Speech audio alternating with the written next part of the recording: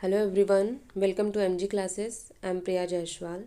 हम क्लास 7 की एनसीईआरटी जिसमें हम आपका चैप्टर 5 देख रहे हैं और आपका चैप्टर का शीर्षक है शासन और इमारतें। ठीक है, हमने इसके पहले चैप्टर 4 को कंप्लीट किया है और ये आपका है चैप्टर 5। ठीक है, इसके पहले हमने पार्ट 1 को देखा, ये आपका पार्ट 2 है और इसमें हम आगे देखेंगे कि जो शासन और इमारतें हैं इसमें मंदिर के बारे में देखेंगे। जो मंदिर है उनको नष्ट क्यों किया गया है, यानी जो मंदिर बनवाया गया था उसको नष्ट करने का रीज़न क्या है या नष्ट किसने किया है ना। इन सब चीज़ों को हम देखेंगे। तो इसमें बताया गया है जो राजा होते थे, राजा मंदिरों का निर्माण अपने शक्ति को यानी जो राजा होते थे अपना शक्ति प्रदर्शन कराने के लिए क्या करते थे, वो मंदिर का निर्माण करवाते थे। हमने पहले जो आपका चैप्टर देखा है चैप्टर 3 में और 4th में कुछ उसमें हमने देखा है कि जो राजा होते थे अपने मंदिर का निर्माण अपना वैभव, अपनी जो धन संपदा है उसको दिखाने के लिए, वो जताने के लिए करते थे। यानी उसमें जो राजा होते थे, ये राजा क्या करते थे, बड़े बड़े मंदिरों का निर्माण करवाना, वहाँ पर सोने की मूर्ति रखवाना, वहाँ पर कई सारी जो धन है उनके पास जो धन संपदा होती थी सब क्या करते थे, वो लोग मंदिर में रखवाते थे। तो उसी को बताया गया है इसमें कि जो राजा होते थे मंदिरों का निर्माण अपनी शक्ति, धन संपदा और ईश्वर के प्रति निष्ठा के प्रदर्शन हेतु वहाँ पर करते थे। और इसमें ये इसको भी क्या बोलना चाहिए, आशाजनक वाली बात नहीं है कि क्योंकि सामने वाला अगर युद्ध लड़ेगा, जब भी युद्ध होगा तो उनका निशाना कहाँ पर होगा, तो मंदिर में होगा। मंदिर में क्यों होगा उनका निशाना, जाहिर सी बात है उनको पता है कि आपकी जो धन संपदा है, युद्ध क्यों होता है, हराने के लिए, फिर उनके पास जो क्षेत्र है, जो धन है, वो सब चीज़ पर कब्जा करने के लिए, है ना। तो सामने वाला जब आप पर युद्ध करेगा तो निशाना कहाँ बनाएगा, मंदिर पर बनाएगा, क्योंकि उसको पता है यहीं पर क्या है, सारी चीज़ों को वहाँ के जो राजा हैं इसको यहाँ पर रखे हैं, है ना। अब वहाँ के राजा क्या होते थे, उस समय के जो राजा होते थे, शासक होते थे, वो लोग मंदिर बनवाते थे और वहाँ पे मूर्तियाँ होती थी, जो अपनी धन संपदा होती थी वहीं पर एकत्रित करते थे। इस कारण जो लोग युद्ध करते थे, जो हमला होता था, कहाँ होता था, मंदिर पर होता था। ठीक है, इसी को बताया गया है। तो जो भी वो युद्ध करते थे तो उनका निशाना मंदिर था, तो मंदिर को नष्ट करना, वहाँ पर जो धन है उन सब चीज़ों को हड़पना, इन सब पे क्या होता था, उन पर उनका सीधा फोकस होता था कि हमको युद्ध करना है तो सबसे पहले निशाना मंदिर को या जो इमारतें हैं उस पर करना है। और उसके बाद इसमें बताया गया है कि जब ऐसे राजा रहे हैं तो उनका जब युद्ध हुआ है, तो इसको मैं अपनी भाषा में थोड़ा थोड़ा बताऊंगी, क्योंकि अगर इसको पढ़ने बैठेंगे तो बहुत ज़्यादा ही वो हो जाएगा। जो फैक्ट वाली चीज़ें हैं, जो राजा हैं उनका, ये सब चीज़ें देखेंगे, बाकी मैं इसको अपने शब्द में बताऊंगी। ठीक है, तो चले देखते हैं इसको। इसमें बताया गया है कि जब पांड्यन राजा श्रीमर, है ना, श्रीमर व श्रीवल्लभ ने, ये रहे आपके, जब पांड्यन राजा श्रीमर या श्रीवल्लभ ने श्रीलंका पर आक्रमण किया तो उस समय जो राजा सेन थे प्रथम 831 से 851, है ना, 831 से 851 में इनका शासन काल था। तो इस काल में इनको क्या किया था, हराया था। ठीक है, तो इनके विषय में बौद्ध भिक्षु भी बताते हैं कि इतिहासकार जो धमकित्ती है ना, जो इतिहासकार है धमकित्ती ने इसमें बताया है कि लिखा है कि रत्न महल में जो रखी मूर्ति थी, बुद्ध मूर्ति, मठों में रखी गई सोने की प्रतिमा, सभी चीज़ों को वो क्या किए थे, ले गए थे। यानी हमला कहाँ हुआ, मंदिरों पर हुआ, है ना, महलों पर हुआ, इमारतों पर। तो क्या किए, सभी चीज़ों को वो ले गए। और जो सिंगली शासक थे उनके बहुत, इससे क्या हुआ, उनको बहुत ज़्यादा आघात हुआ, उनको तकलीफ़ हुआ। तो उन्होंने क्या किया कि इनका इस सब चीज़ का बदला लेने के लिए अगले जो सिंगली शासक थे सेन द्वितीय ने, है ना, जो अगले सिंगली शासक थे सेन द्वितीय ने क्या किया, अपने सेनापति के साथ युद्ध करने के लिए उन्हें बोला कि आप वहाँ पर युद्ध करें, है ना। तो उन्होंने क्या किया, युद्ध किया और युद्ध में बुद्ध की मूर्ति खोजने का भरपूर प्रयास किए, वहाँ पर युद्ध किए और क्या किए, वहाँ पर जो स्वर्ण की मूर्ति थी बुद्ध की, उसको खोजने के लिए पूरा प्रयास किए, वापस ले आए करके, है ना। और उसके बाद बताया गया है कि 11वीं और हाँ, उसमें अब बताया गया 11वीं शताब्दी के आरंभ में जब चोल राजा राजेंद्र प्रथम ने अपने राजधानी में श्री मंदिर का निर्माण करवाया था, तो उस समय में क्या हुआ, जिन राजाओं को हराया था, है ना, जिन राजाओं को क्या किए थे, वे हराए थे, वहाँ के शासकों के पास से जो मूर्ति लाए थे, वो जो राजेंद्र प्रथम ने युद्ध के समय में जिस राजा को उसने हराया था, जहाँ जहाँ पे क्या किए, तो वहाँ से चीज़ों को हड़प कर लाए थे, है ना। अब हड़प कर यानी सामने वाले को हराए हैं, फिर उसके बाद वहाँ की मूर्ति हुई, जो चीज़ें हैं, उस सब चीज़ को लाए थे, तो उसको क्या किया, यहाँ पर सजा दिया गया, है ना। जो वो मंदिर बनवाते थे, इमारतें बनवाते थे, क्या करते थे, वहाँ पर सजाते थे, रख दिया जाता था। और उसमें क्या है बताया गया, एक सूची मिली है जो कि अधूरी है, बता उसमें लिखा गया है कि क्या क्या चीज़ें वे लाए हैं, है ना। तो उसमें लिखा गया है कि चालुक्यों से प्राप्त है क्या, सूर्य पीठिका।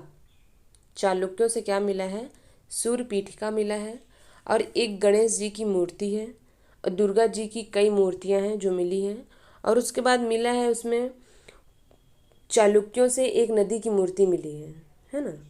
पूर्वी चालुक्यों से क्या मिली, एक नदी की मूर्ति मिली है। उड़ीसा के कलिंगों से प्राप्त हुआ है भैरव जी की मूर्ति, जो शिव जी का ही रूप है ना, माना जाता है, तो वहाँ पर मिला है, और जिसे भैरवी भी कहा जा गया है।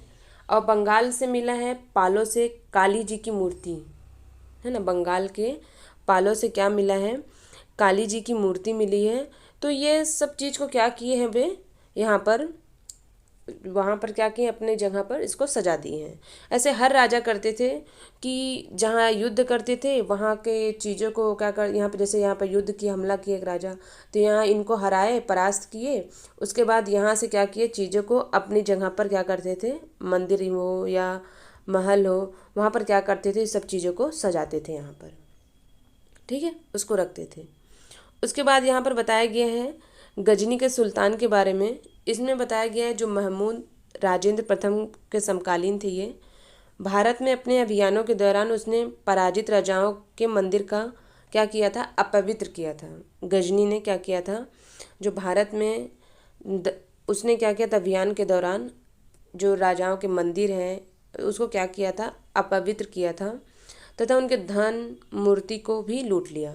और उस समय सुल्तान महमूद कोई बहुत बड़ा शासक तो नहीं था, लेकिन जो मंदिरों को नष्ट करके वो क्या करना चाहता था, खास जो एक महत्वपूर्ण क्या बोलना चाहिए, एक शासक बनना चाहता था, एक उपाधि धारण करना चाहता था, है ना। कोई वो फेमस तो था नहीं वैसी। तो उस समय सुल्तान महमूद कोई बहुत महत्वपूर्ण शासक तो नहीं था, लेकिन मंदिरों को नष्ट करके खास तौर पर सोमनाथ का मंदिर उसने एक महान इस्लामी योद्धा के रूप में श्रेय प्राप्त करने का प्रयास किया था, है ना। तो उसने क्या किया था, एक महान योद्धा का श्रेय प्राप्त करने का प्रयास किया था। मध्ययुगीन राजनीतिक संस्कृति में ज़्यादातर शासकों ने अपने राजनीतिक बल पर सैनिक सफलता का प्रदर्शन पराजित शासकों के उपासना स्थलों पर आक्रमण करके क्या करते थे, वहाँ पर लूट लेते थे, ठीक है।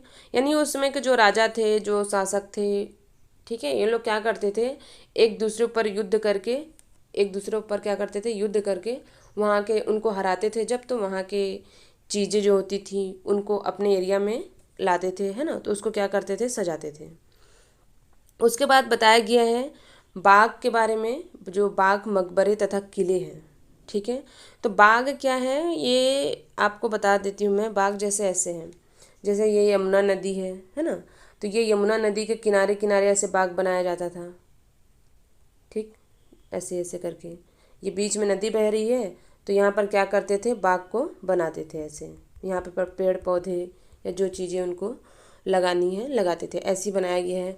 4 बाग है ऐसे, तो 4 बाग को भी इसमें बताया गया है, पढ़ेंगे इसमें हम। 4 बाग को ऐसे बताया गया है, ये रहा, है ना। ये क्या हुआ आपका, 4 एरिया हो गया। ये दीवार है, दीवार के 4 दीवार है और दीवार है, और उसके चारों तरफ करके यहाँ अंदर में क्या बना है, ये बाग है, ठीक है। और यहाँ से पानी का ये स्रोत गया है, ठीक। ये है क्या है आपका, 4 बाग, इसको 4 बाग कहा जाता है। इसमें हम पढ़ेंगे आगे। सबसे पहले हम इसमें देखेंगे क्या है, ये मुग़ल 4 बाग है, और इसमें आप चित्र में देख सकते हैं, आपको समझ आएगा। जो मुग़ल के समय का बाग था, ये 4 बाग है। ये हुमायूं के मकबरे का चार बाग दिल्ली में है ये। उसके बाद क्या है, ये कश्मीर में शालीमार बाग का सीढ़ीदार चार बाग है ये। और क्या, ये ताजमहल बारी में चार बाग को तटी बाग के रूप में भी अपनाया गया है।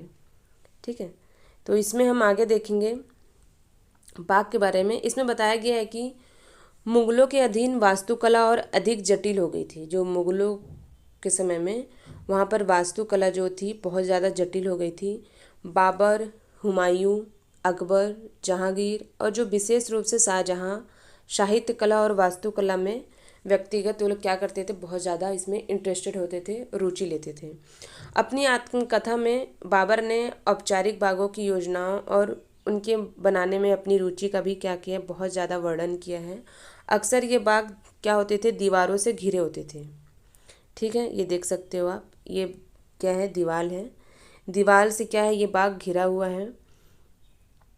उसमें बताया गया है कि चार बाग बनाने की परंपरा अकबर के समय से शुरू हुई है। यानी अगर एग्ज़ाम में पूछा जाता है कि चार बाग की परंपरा कब शुरू हुई है, तो अकबर के समय से शुरू हुई है। और सर्वाधिक जो सुंदर चार बाग को कश्मीर, आगरा, दिल्ली और जहांगीर और शाहजहां ने बनवाया था। ठीक है, उस समय सब चीज़ को क्या किए थे, बनवाए थे। अकबर के शासनकाल में कई तरह के महत्वपूर्ण वास्तुकलात्मक नवाचार भी हुए। आप देख सकते हो बाग को कैसे तैयार किया गया। ये दीवार है, दीवार के ये चारों तरफ ये देखो आप, है ना, इसको ऐसे करके तैयार किया गया है। ये चार बाग है। और यहाँ से क्या है, ये पानी का वो है, स्रोत को क्या किया, यहाँ से लिया गया है, ऐसे, है ना।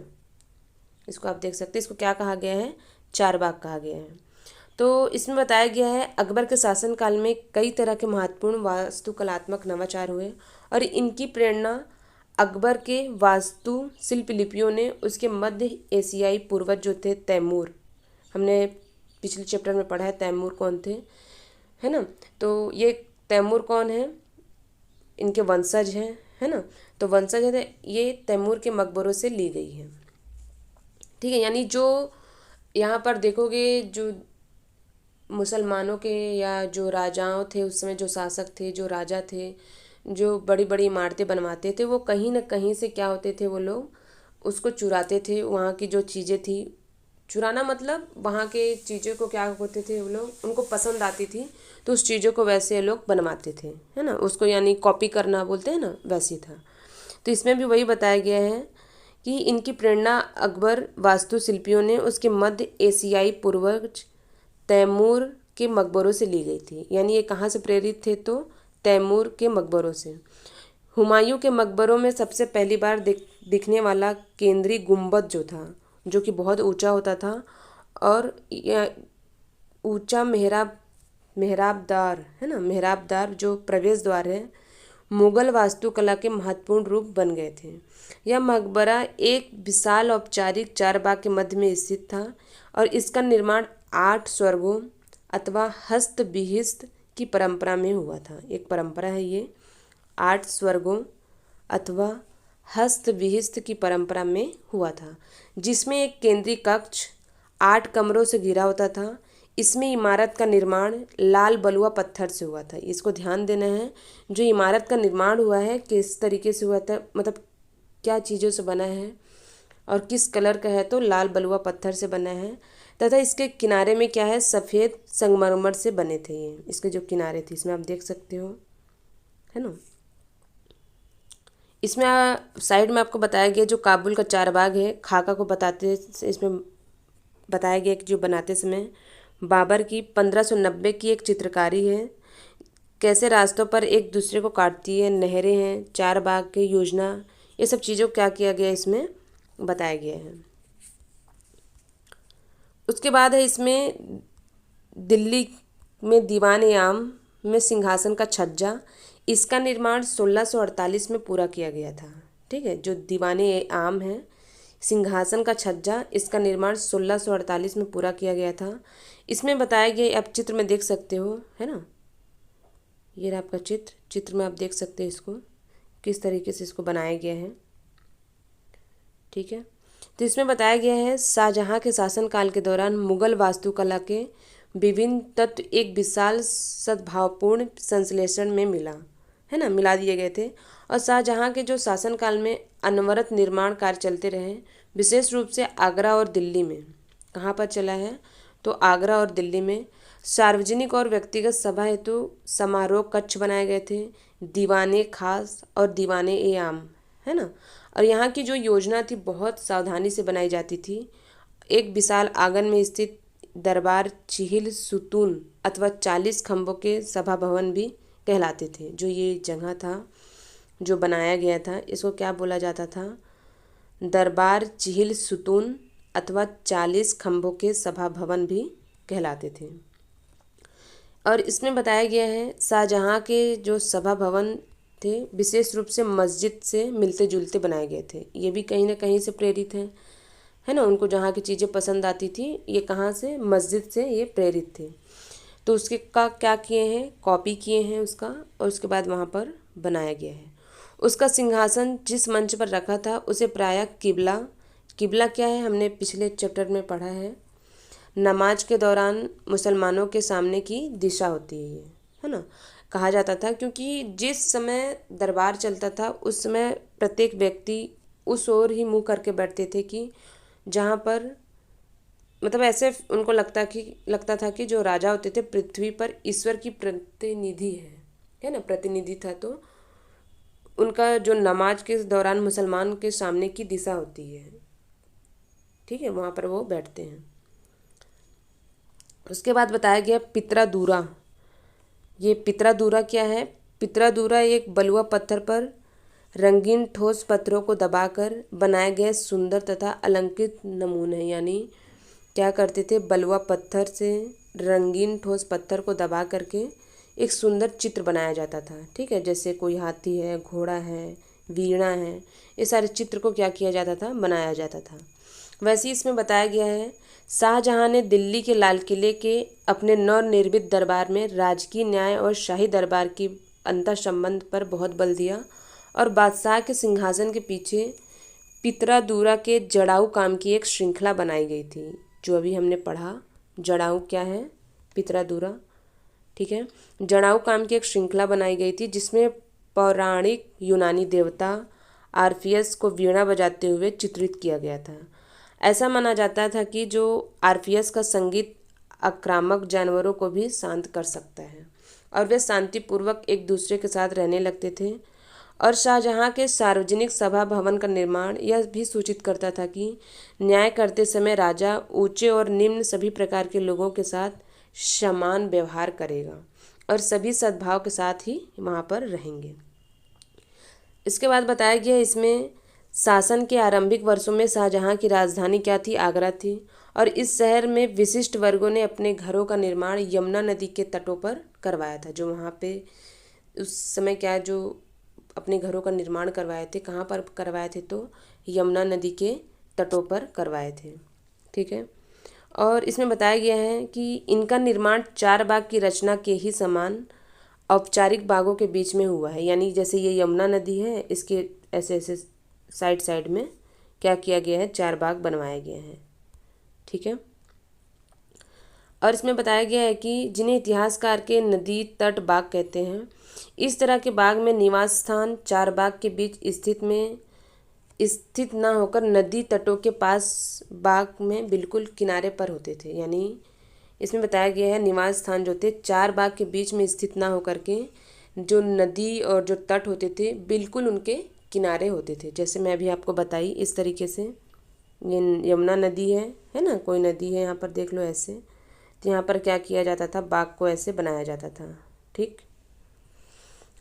शाहजहाँ ने अपने शासन की भव्य वास्तुकलात्मक उपलब्धि ताजमहल के नक्शे में नदी तट बाग की योजना अपनाई है।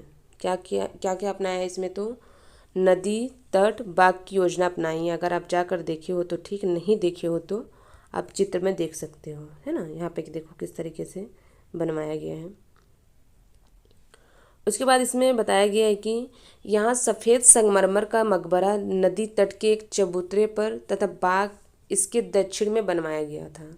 नदी पर सभी अभिजातों की पहुंच पर नियंत्रण हेतु शाहजहाँ ने इस वास्तुकलात्मक रूप को विकसित किया। दिल्ली में शाहजहानाबाद में उसने जो नहर शहर निर्मित करवाया उसमें शाही महल नदी पर स्थित था। जो शाही महल था नदी पर स्थित था। केवल विशिष्ट कृपा प्राप्त अभिजातों जैसे उसके बेटे दारा सिकोह को ही क्या होता था, यहाँ पर जो नदी होती थी उस नदी तक पहुँचने पे मिलती थी। अन्य सभी को क्या करना पड़ता था, अपने घरों का निर्माण यमुना नदी से दूर शहर में करवाना पड़ता था। ठीक है, इसमें हम देख सकते हैं, ये देखो एक नक्शा है। ये क्या है, आपका यमुना नदी है, इसमें बताया गया चित्र में। तो यमुना नदी के किनारे क्या किया गया, देखो 4 बाग बनवाया गया है। इस चित्र में आपको बता रही थी, है ना, 4 बाग बनवाए गए हैं। इसमें बताया गया जो आगरा नदी के तट बाग शहर का जो दृश्य है, इसमें ध्यान देने वाली बात यह है कि यमुना नदी के तटों पर अभिजातों के बाग महल स्थित हैं। ताजमहल बाईं ओर है ना, ये आप देख सकते हो ताजमहल कहाँ है, ये बाईं ओर है। और इसके आगे दिल्ली के शाहजहानाबाद की योजना की तुलना आगरा की योजना से किया गया है इसमें। ठीक है, किससे किया गया है, दिल्ली के शाहजहानाबाद की योजना की तुलना आगरा की योजना से किया गया है। आप देख सकते हो ये रहा ताजमहल, ये आपका 4 बाग है ना, ये नदी है। पहले इस तरीके से बनवाया जाता था।